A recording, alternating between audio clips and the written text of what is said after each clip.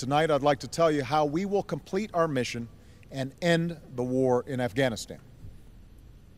First, we've begun a transition to Afghan responsibility for security. Already nearly half of the Afghan people live in places where Afghan security forces are moving into the lead. This month, at a NATO summit in Chicago, our coalition will set a goal for Afghan forces to be in the lead for combat operations across the country next year.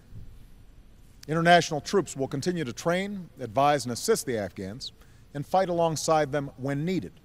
But we will shift into a support role as Afghans step forward. As we do, our troops will be coming home. Last year, we removed 10,000 U.S. troops from Afghanistan. Another 23,000 will leave by the end of the summer. After that, reductions will continue at a steady pace with more and more of our troops coming home. And as our coalition agreed, by the end of 2014, the Afghans will be fully responsible for the security of their country.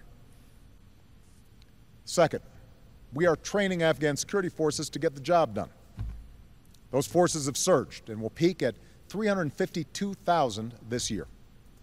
The Afghans will sustain that level for 3 years and then reduce the size of their military.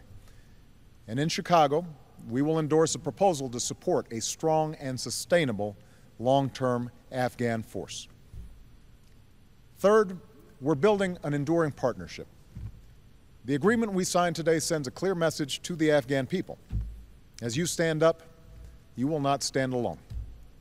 It establishes the basis for our cooperation over the next decade, including shared commitments to combat terrorism and strengthen democratic institutions.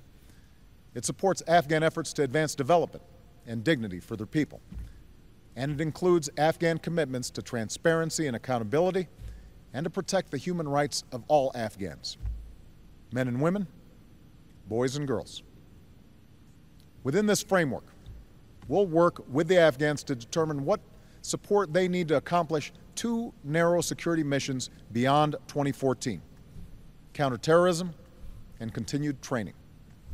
But we will not build permanent bases in this country, nor will we be patrolling its cities and mountains. That will be the job of the Afghan people. Fourth, we're pursuing a negotiated peace. In coordination with the Afghan government, my administration has been in direct discussions with the Taliban. We've made it clear that they can be a part of this future if they break with al-Qaeda, renounce violence, and abide by Afghan laws. Many members of the Taliban, from foot soldiers to leaders, have indicated an interest in reconciliation. The path to peace is now set before them. Those who refuse to walk it will face strong Afghan security forces backed by the United States and our allies. Fifth, we are building a global consensus to support peace and stability in South Asia. In Chicago, the international community will express support for this plan and for Afghanistan's future. And I have made it clear to its neighbor, Pakistan, that it can and should be an equal partner in this process in a way that respects Pakistan's sovereignty, interests, and democratic institutions. In pursuit of a durable peace, America has no designs beyond an end to al-Qaeda safe havens and respect for Afghan sovereignty. As we move forward, some people will ask why we need a firm timeline. The answer is clear. Our goal is not to build a country in America's image or to eradicate every vestige of the Taliban. These objectives would require many more years, many more dollars, and most importantly, many more American lives. Our goal is to destroy al-Qaeda, and we are on a path to do exactly that. Afghans want to assert their sovereignty and build a lasting peace. That requires a clear timeline to wind down the war.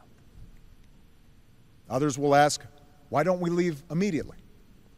That answer is also clear. We must give Afghanistan the opportunity to stabilize.